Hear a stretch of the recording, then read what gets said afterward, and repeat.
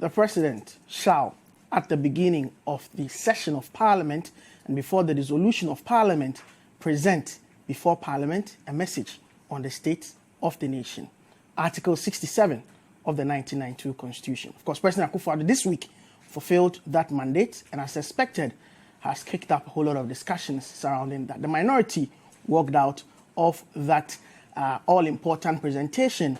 It's a story that has also developed a life of its own this week. But this is press conference right here on Citi TV, where media practitioners, journalists gather around the table to discuss the major press briefings and engagements in the course of the week under review.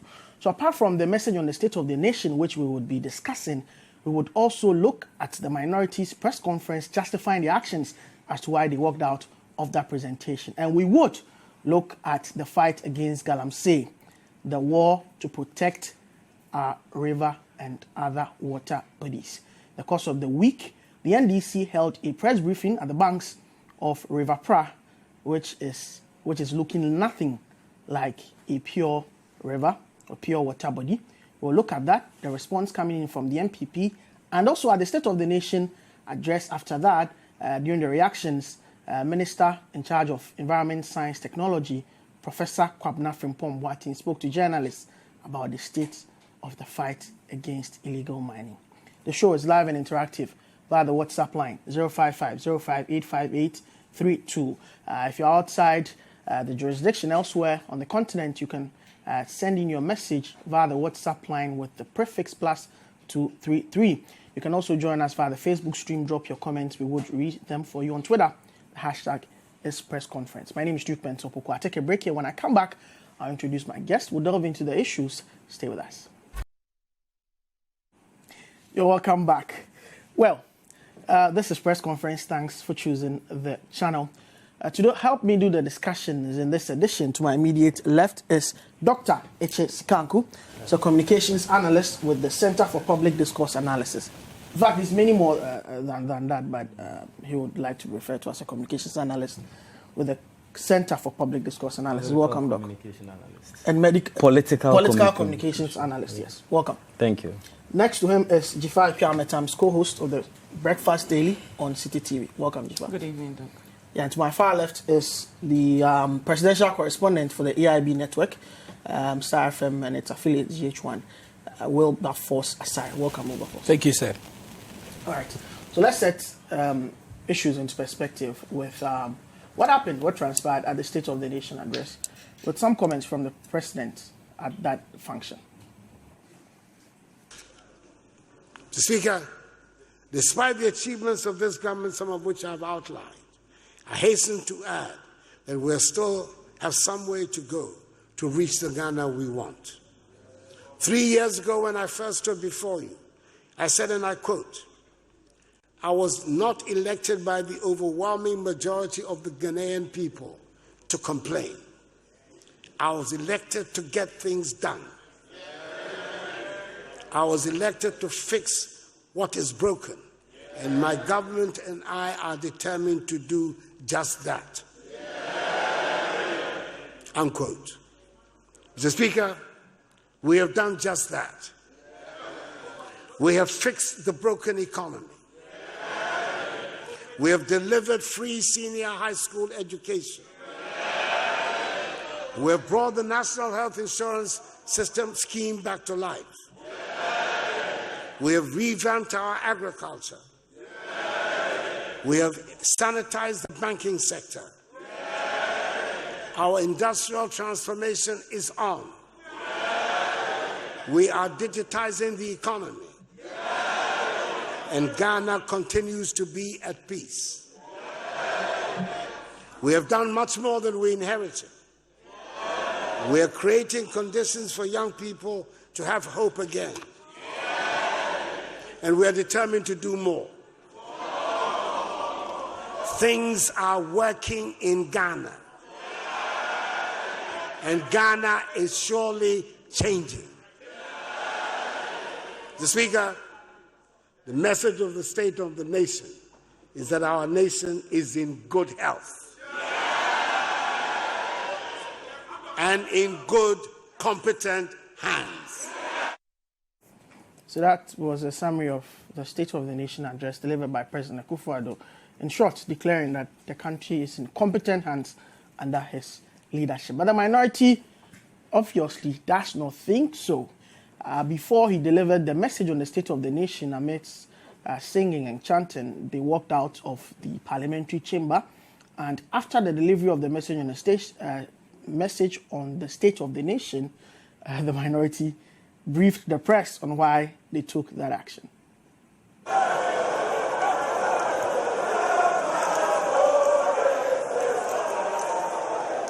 Our reason, fundamentally, is that the democracy is dear to us, its future dear to us, and the people of Ghana expects the dividends of the democracy. And we consider President Nana Addo Dankwa an eminent threat to the sustenance of the democracy in some of his actions. You all know what happened in the Ayawasu West Wagon by-election in January 2019, which was state-sponsored terrorism and state-sponsored violence, though related to individual excesses in other areas like they mentioned Talensi or Cherpune. In this particular case, it was officialdom that was sponsored to unleash venom and violence on a lead opposition party in a primaries or an election where they didn't need to manifest desperation. We are also, as a minority, very concerned with the interference with the work of the Electoral Commission in the compilation of a new voter register. And they have decided to turn deaf ears to the calls of Ghanaians, including the opposition National Democratic Congress and even civil society groups. How can a register, and probably you want to know why we walked out, we are questioning his legitimacy because the register that gave birth to him, he says is not legitimate. That was leader of the minority member of parliament for Tamale South in the northern region, Haruna Idris. Let's begin the analysis. Let me begin with you, Doc. Let's take a look at the happenings on Thursday from the communications perspective. What would be your analysis of what transpired? Right. Thank you very much, Duke, and good evening to my fellow panelists, and good evening as well to your viewers. Yeah. And I got to say a very special one to the members of my team, the Center for Public Discourse Analysis. We have a team of interns and research assistants who try to do this analysis. But communication. The State of the Nation address is supposed to fulfill certain expectations. This is where the president needs to come to account for the current state of the country, which includes he has to account for what happened over the past year. So what did he say in 2019?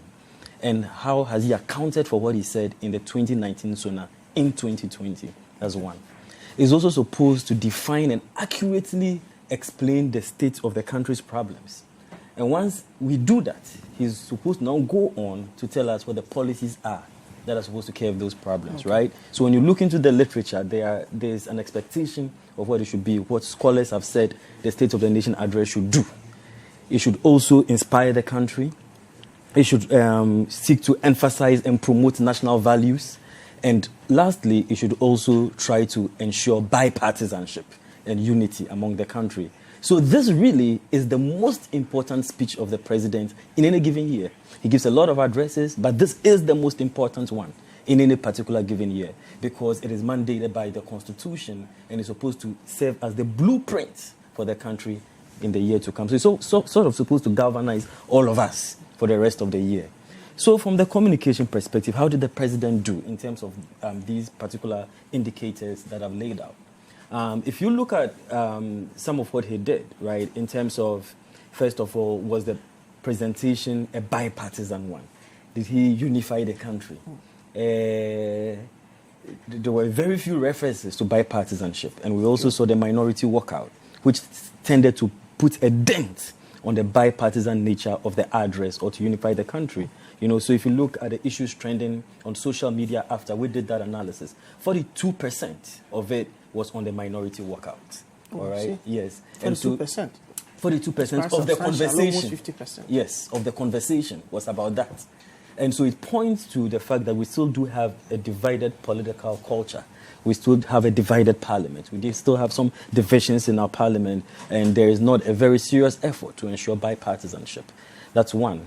If you look at the issue of whether he correctly defined the problems of the country, I think pretty much, because, again, when we did the content analysis of the issues that were trending in the news media before the State of the Nation address, because that is what will indicate to you what is of public concern.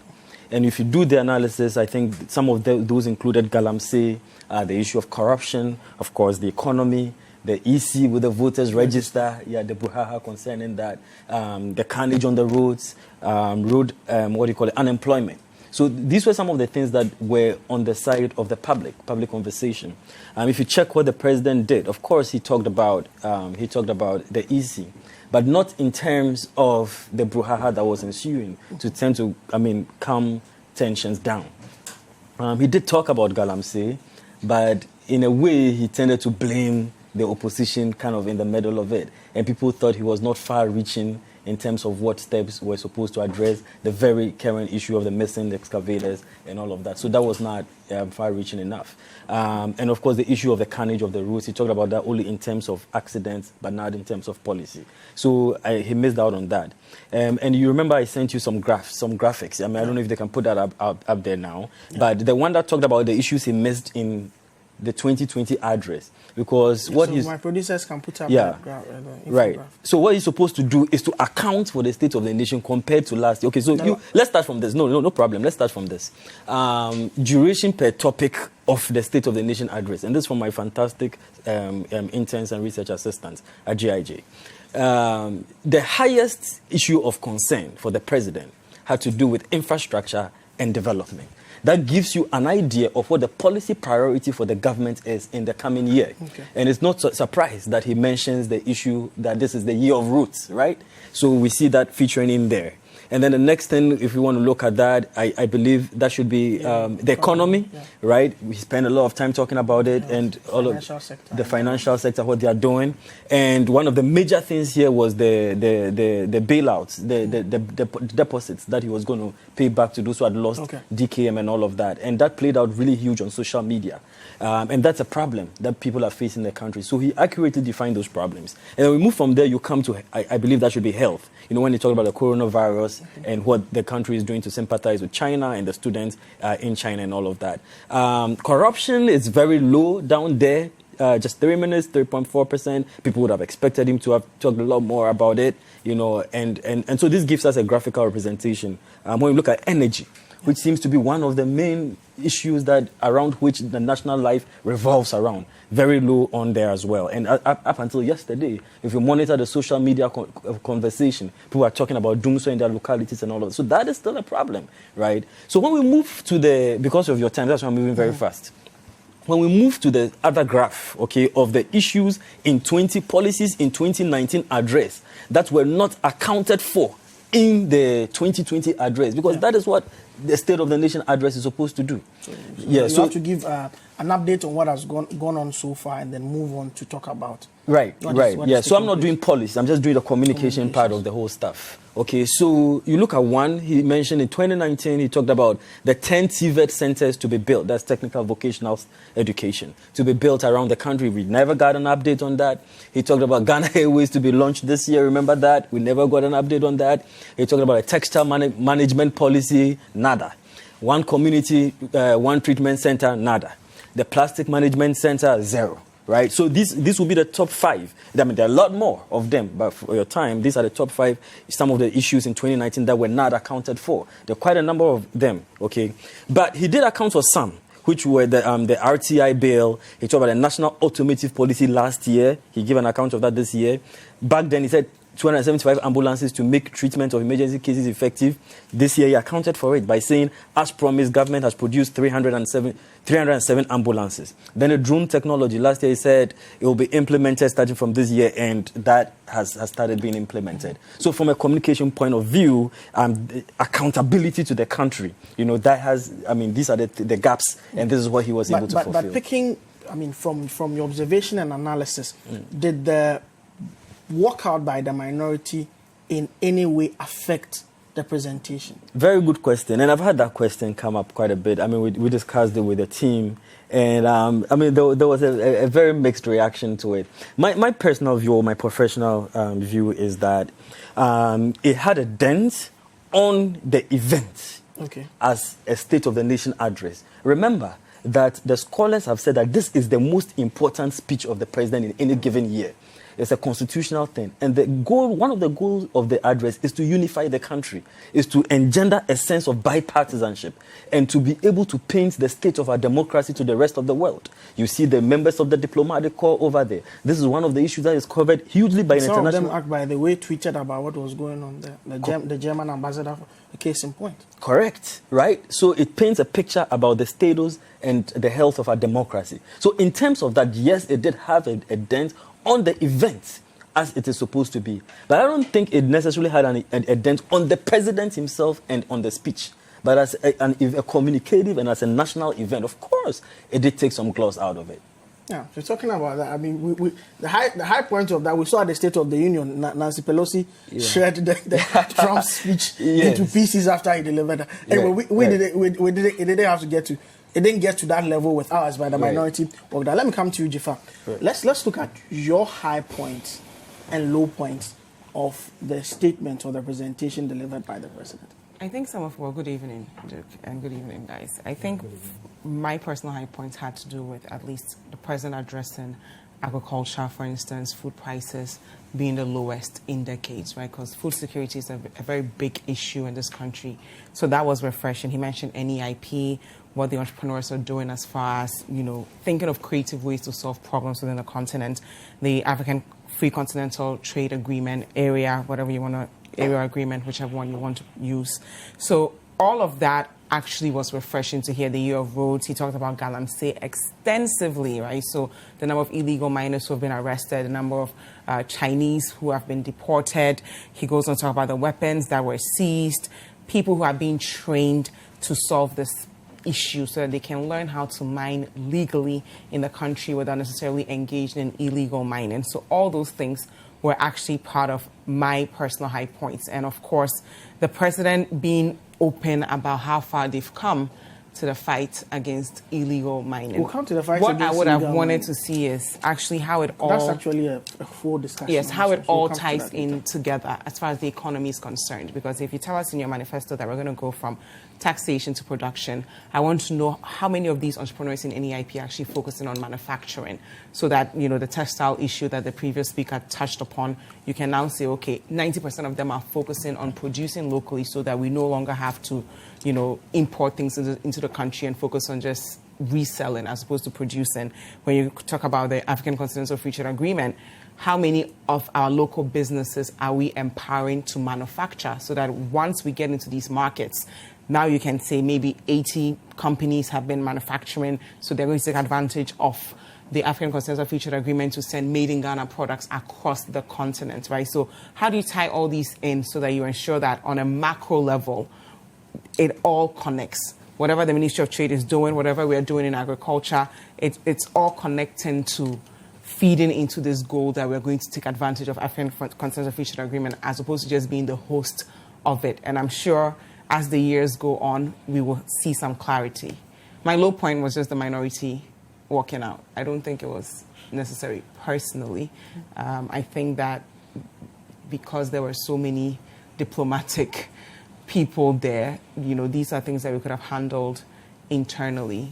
Any other day, regular parliamentary meeting would have been different, but the state of the nation, I don't think it was such a great idea. They say the president has not listened to the ordinary Ghanaian in the past 1 year, so they have no reason to listen to the president. Yeah, but even the whole point, walking out and singing, help us to resist oppressors' rule. I mean, really, are we really being oppressed? We've come from a history where people were actually oppressed, and we know what they experienced. So I don't think we should make light of a few disagreements we might have with the president to say stuff like help us resist oppressors' rule. It's a bit of a stretch for me personally.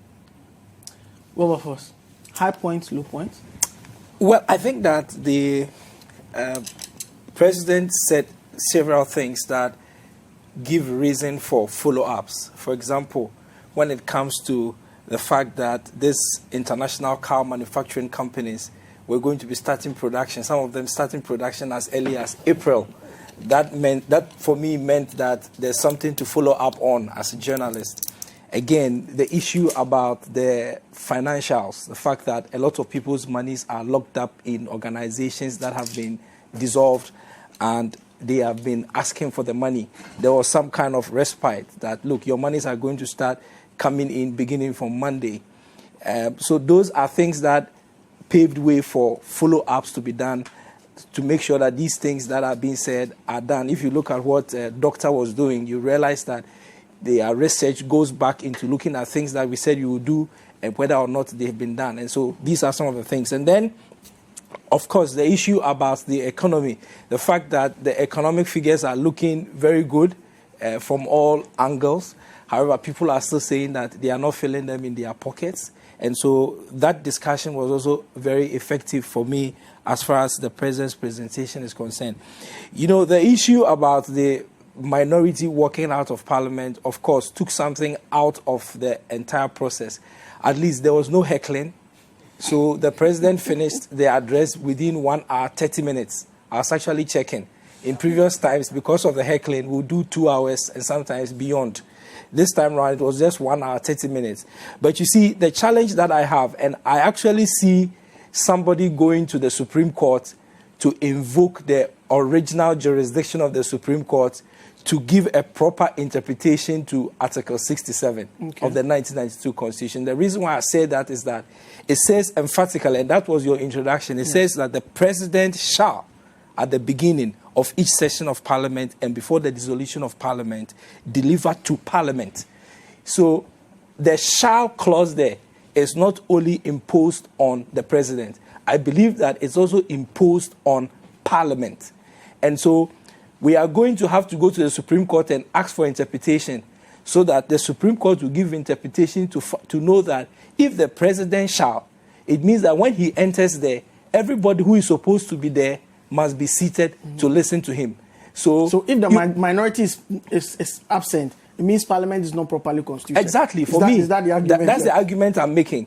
And even if you see that, the because Constitution talks about quorum, the standing orders of Parliament talks about quorum. Yes. So I mean, even whether the minority is there or not, whether the majority is there or not, once there is a quorum, Parliament is seen as duly constituted. I agree. But my argument I'm making is that we have gone to the point where we need to set the pathway. You remember some persons from your organization here at Citi went to the Supreme Court to seek interpretation as to whether the swearing in of the Speaker of Parliament to act in the capacity as president, when the two leaders are not there. The Supreme Court gave interpretation and said that, look, even if you have to do it 100 times, you have to do it. If you do it today and tomorrow, both President and Vice President are not here, you have to do it again the following day. So the last time the Speaker was sworn in on a Sunday afternoon. Exactly. Yes, and that's because that is what it is. That's what the law says. So we need to get interpretation. Other than that, this thing will become, we don't know what will happen. There will be change of power again. People will just walk out of Parliament, and when the whole world has assembled at our Parliament, because that gathering last Thursday was an assembly of the whole world in our country, and one side can just decide that we boycott it. I don't think that that is what the spirit of the Constitution wants. And we need the Supreme Court. You can disagree with so many things or other things and walk out of Parliament on various situations and at various points, but not when the whole world has gathered and there is a clause in the Constitution that says shall, and that shall is being fulfilled, and you decide to walk out. I think you are in breach of the Constitution. You are actually slapping the Constitution at its face. And I see this application heading to the Supreme Court for interpretation. Will you take up that challenge? I don't know yet. So on that constitutional challenge note, we'll take a break. This is Press Conference. Keep your messages coming in. We'll be back after this break.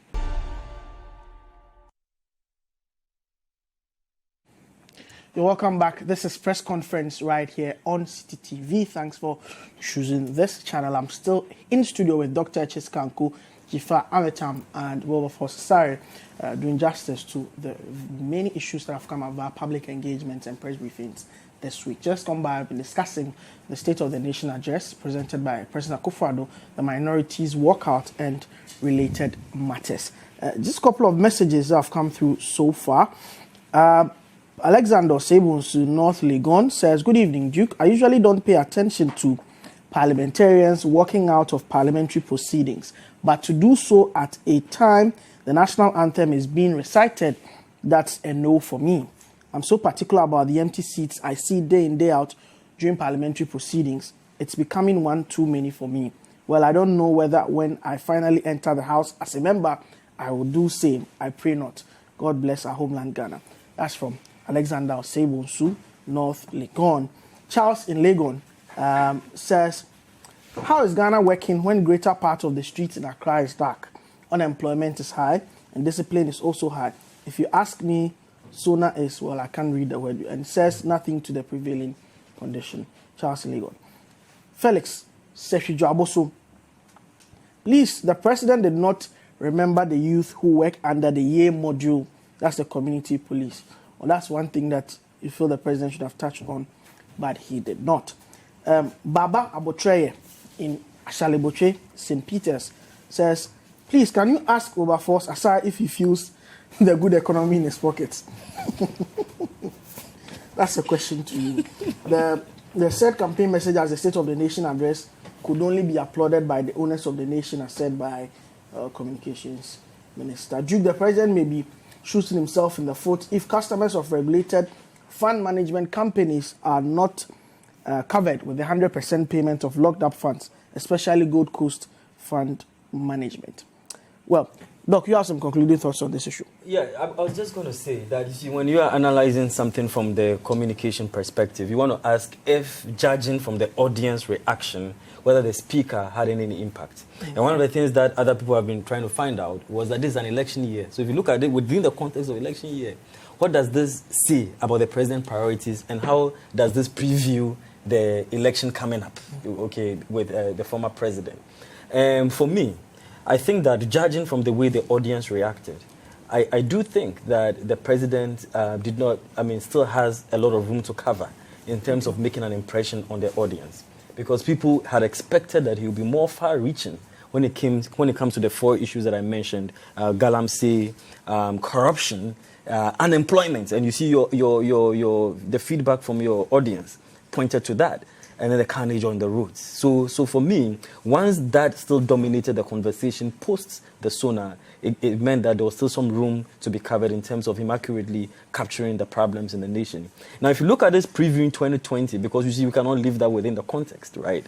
I think that the president is seeing infrastructure as his sure banker, because he has declared this as the year of roots, getting into the decade of roots. And as we saw in the analysis, infrastructure took a huge, part of the speech. Yeah. You compare that, to former President Mahama in the last year, huge infrastructure projects. But you can tell from what President Mahama did that infrastructure is not always a slam dunk, when it comes to winning elections. Because people want to see that these things are not being done in a scattered approach, that there is a whole plan towards it, that it doesn't sound like it's a gimmick, but then it's done in a very coherent manner to address their problems. If you don't paint a picture of solving the problems of people and inspiring them, painting a brighter future for them, I don't think that the year of roots is necessarily going to be a sure banker in terms of winning the election for them. Neither would free SHS. It all comes back to the economy. It comes back to people feeling as if the government is working for them, the government is making their lives better, and that there's greater hope and greater future for them, right? So in terms of the context of 2020, I think this is where we can place this SONA in terms of previewing that. All right. And last message, Akusomo from Kukran to me. Last message before we move to our second issue. And this one speaks to the second issue. It says, "Good evening to you and your able panelists. I just love the show.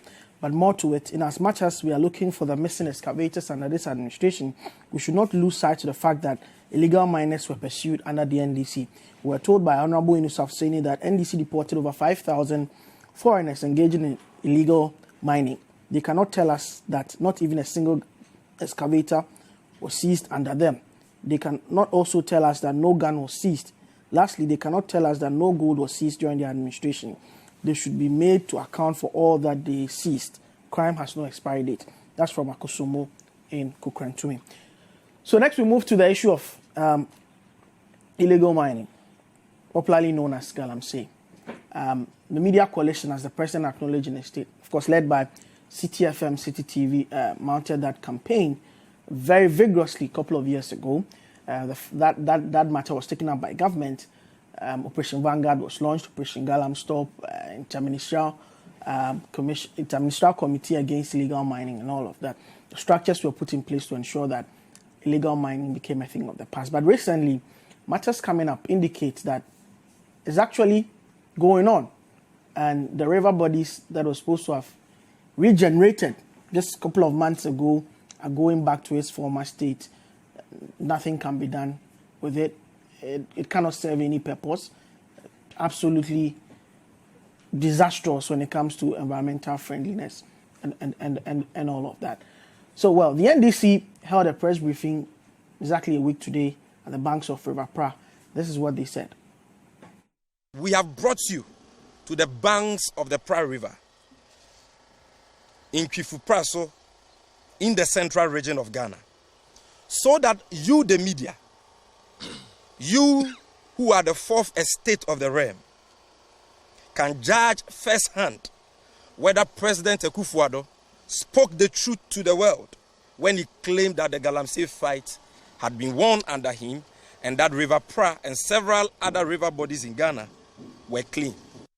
We are aware that the special prosecutor will soon be petitioned to investigate the latest revelations of thievery and corruption that have characterized the Akufo-Addo's fraudulent Galamsey fight. The NDC wholeheartedly supports that petition and wish to call on the special prosecutor, Mr. A.B.K. Amidu, to act swiftly this time around. His lackadaisical attitude on the announced Galamsey fraud documentary has not helped. So that was it. Against the backdrop of the River Pra, the NDC calling for some drastic actions regarding the fight against illegal mining Galamsey. Well, the MPP responded to that. Yabo Abian Samoa is the Director of Communications for the MPP. The battle against Galamsey, which we believe is a national security matter. Not only must that battle be fought with dispatch, but the debate around it must also hopefully be responsible and inclusive. We need responsible debate because we seek sustainable solutions. The debate must also be inclusive because it impacts generations beyond the two current dominant political parties. The ravages of Galamsey touch each and every one of us, including chiefs, players, traditional people, business people, mechanical and artisanal service providers, security services, the miners themselves, civil society organizations, and media, as well as the state in resources, in enforcement, and revenue losses. In other words, if you are not benefiting from Galamsey, you are a victim. Well, the minister who's been leading the Interministerial Committee Against Legal Mining, Professor Kwabena Frimpong Boateng, journalists caught up with him in Parliament after the delivery of the message on the state of the nation. And this was his own assessment of the fight. Prof, what percentage of the fight would you say you've won in Galamsey? I think I just said it a while ago. Percentage, specifically? I think I would say 70%. 70%? Yes. You have failed by 30% then? If that's your assessment, that is. Where are the excavators, sir? Every excavator that has been stolen will be found. Why were they stolen? You were sleeping on the job, perhaps? I was not sleeping on the job. You have soldiers to guard excavators, yet they went missing. How did that happen? Pardon me? You have soldiers as part of the Operation Vanguard protecting these equipment. How did they disappear overnight? No, they did not disappear overnight. I mean, you will get a fast pretty soon. I don't want to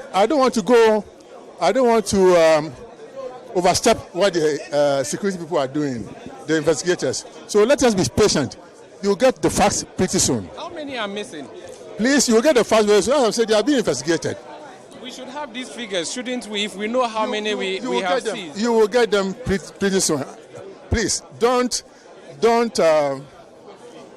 harass me. you'll get a fax soon. Professor Frimpong Boateng feeling harassed by journalists. That the ending was not pretty. He actually walked out on a journalist when he could not take the barrage of questions coming at him from Marusanda and the other gentlemen. Well, the president himself took some time to speak about the fight against illegal mining during the message on the state of the nation. The nation is grateful for the intervention of Parliament. Mr. Speaker, the threat posed to the future of our country by Galamsey is grave, and we cannot shirk our responsibilities in dealing with it. I'm appealing to the media coalition not to be daunted by the difficulties in the fight against Galamsey. Government will not weaken its stance and welcomes the continuous support of the media coalition. He had some words regarding the popular issue of the missing excavators seized as part of the Galamsey fight. The Interministerial Committee, along with Operation Vanguard, were determined to disrupt Galamsey activities by confiscating equipment that were employed in these activities. In this regard, 12,000 Shangfan machines that go on the river and scoop up the riverbed were seized and destroyed on site. Some excavators were also seized, and a number of them have gone missing. The police have arrested and charged some of the alleged culprits, and investigations are ongoing. No one involved will be shielded, no matter what their positions or political colors are. President Akufo-Addo. Let me come into your studio. Doc, were the journalists harassing Professor Frimpong Boateng? Well, at the end of the day, there are three arms. There's the government, there's the media, and then there's the public. So the job of the journalist is to seek questions on behalf of the public. The job of the executive, the ministers, is to provide appropriate answers. So, I mean, once you agree to the interview, right, then it's fair game. I mean, that's all I'll say. Once you agree to the interview, I don't know that you would call that harassment. I mean, then it's fair game. One of the things you need to learn, anybody needs to learn when you get into public office as a politician, as a minister, is the whole idea of media strategy, media management, media psychology. You know, you definitely need some media guidance, when it comes to these things. And when to talk, when not to talk, when to say, I'll get back to you, the appropriateness of the event. This was at Parliament. If you felt it wasn't the right place to provide the answers, you defer to the journalists, and then at the right time, you ask them to, and all of that. So you should be able to do some of these things, when to talk and what to say. I mean, that the onus is on him. But once you agree, to the interview, it's fair game. Let's look at the very beginning of what brought this issue up again.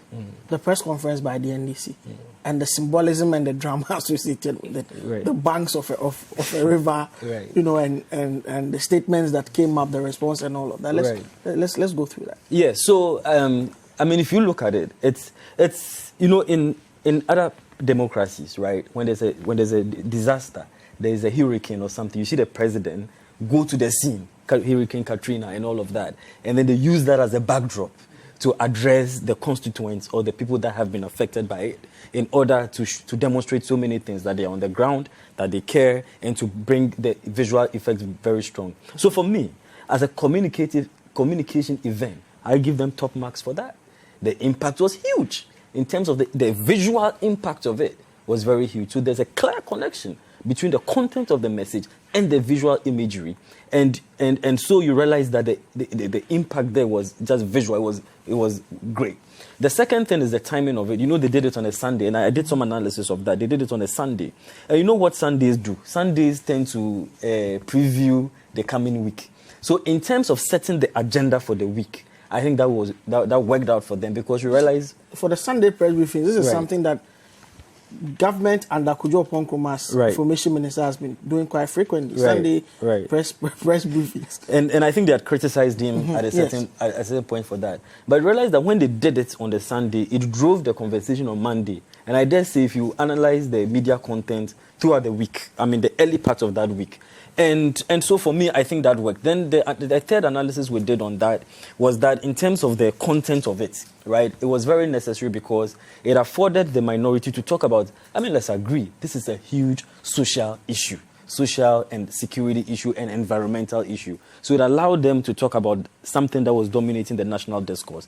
In terms of the context and the goal, a press conference is supposed to call attention to, it's supposed to be used sparingly, not all the time, but to a major national controversy or a national emergency or a national event. And I think that the Galamsey issue falls into that category, that is a pressing national issue, and so they needed that shock effect to bring the attention of the nation to it.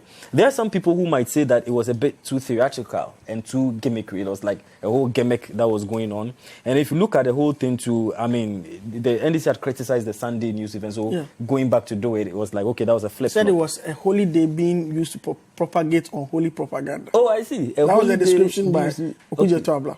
Right. So you remember that context. So if you look at that context, then it looks like a flip-flop. And now some people also talk about the efforts that they did when they were in power. And then the last cons, we did a pro-con analysis. The last cons over there was that we didn't see too many heavyweights, NDC heavyweights over there, so in terms of... It was organized by the National Communication Officer. I know. If you want to talk about heavyweights, we wanted to see the flag bearer... Well, not the flag bearer, but there are other executives. They have the General Secretary, they got the Chairman, there are other people that are easily identifiable, right? So he's a top official, but it looked like there was something off it because it looked like a Sami Jemfi event, But of course, it was an NDC one, but there could have been that, power behind it, right? So if you did the pro-con analysis, the pros is what I told you, that in terms of driving a social issue, yes, but some of the negative aspects of it was that it tended to look like maybe some people would think this was done for the theater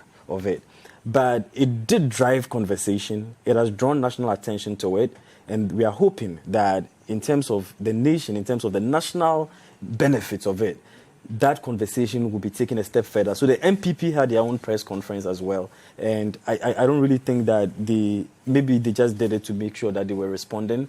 But there are real answers that people are looking out for as far as this is concerned. And there are people who have also criticized the MPP's own response, that they have not been very, very specific in terms of their response. So for me, I think the presser was a win overall for them. Like I said, yes, Sami Jemfi is a top official of the party, but what we wrote here is that, but this is still very different from a much higher official orchestrating the event with a lot more of their top-notch officials being present. So that definitely did take a gloss of the event. All right, Wilberforce, you report from the president. You are with the president day in, day out. The Interministerial Committee Against Legal Mining has its headquarters at the presidency, right? Next to where the president is and works from. Let's look at this fight against illegal mining. Objectively, how would you assess the fight in its current state? Well, so very interesting. And the reason why I say very interesting is that we started losing the fight against Galamsey the day we politicized it. Now, the reason why I say that is because research has shown that Galamsey, or illegal mining, started in Rawlins's time since 1992. And it has been going on for virtually all the lifespan of the 1992 Constitution. The only time that we came up with a visible fight against it in the country was in 2017, just a few years ago. And the fight was not started by a political party. It was started by the media coalition. And they actually demanded for government support. And that was when the sitting president then said he is ready to put his presidency on the line. Why? Because it is affecting the water bodies of our country and thereby creating a national security problem for the country in the near future. And so really, this fight against Galamsey can never be won once we attach politics to it. Politics is always the reason why we are not able to do things that we want to do as a country in this, our republic. When we wanted to create new regions in our country, it was void of politics from the beginning to the end. And that program was successful. In fact, at the time when the president was presenting the credentials to the chiefs and representatives, political parties, including members of parliament in those areas who belong to the other party, the NDC party, quote unquote, were present. It was beautiful. It was nice. Why? Because we took politics out of it. This fight against Galamsey, we always say, when the doctor was talking, he talked about the fact that it's a national fight. It's not an Akufo-Addo fight. That's the problem that I have. So if Sami Gyamfi goes to stand at the banks of a river that has been destroyed or got destroyed about 10 years or so ago, and points to the fact that Akufo-Addo's Galamsey fight has failed, for me, it is too much politicization of an issue that we are supposed to attach national importance to. It's filled with too much gimmick. I'm saying that if the NDC wants to join in the fight against Galamsey, they should take away their original fight against Akufo-Addo and join the fight against Galamsey. Well, if you talk to someone like the Honorable Minister of Senior, as Minister for Lands and Natural Resources, he says that he fought it in his own way as minister, ensured the deportation of some 5,000 Chinese who were involved in this, including... I don't want to cut you. Obviously, if he fought it, he failed. If he says that he fought it, with the current situation that we have, it means that his fight failed. Simpliciter. And this is failing. With the current fight is also failing. So that's why I'm telling you that politicizing the fight against Galamsey will continue to get us failing.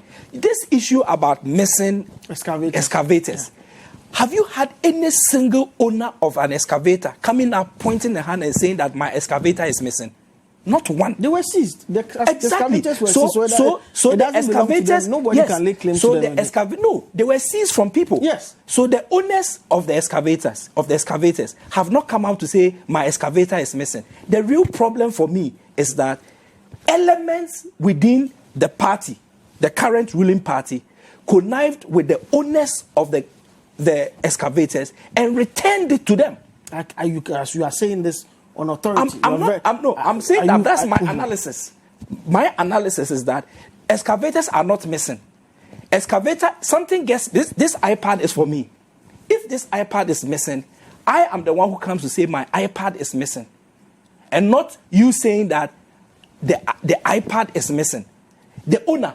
So if the owners haven't come, for me, what the problem is that elements within the ruling government who were given custody of these excavators have connived with the people who own it and returned it to them so that they will continue with their Galamsey activities. And it is those elements that we should be looking for, arresting and prosecuting them. And stop all this thing about excavators are missing. No single owner of an excavator in this country has come up to say my excavator is missing. It's the custodians, those who were. Then when it was seized, it was given into custody for some people. Those excavators anymore. They be seized from them. So if you come and say my excavator is missing, it ceased being yours the very day it was taken away from you. No, seizing something from somebody. If I own a car and you are suspecting, it's confiscated. Wait, it's not. No, the words are different. I own a car and you suspect that I got the car illegally. So you seize the car. So you want to conduct investigations to ascertain whether or not I actually bought the car properly. The car doesn't cease to be mine. It is mine. I bought it with my money. I'm challenging that I actually bought it.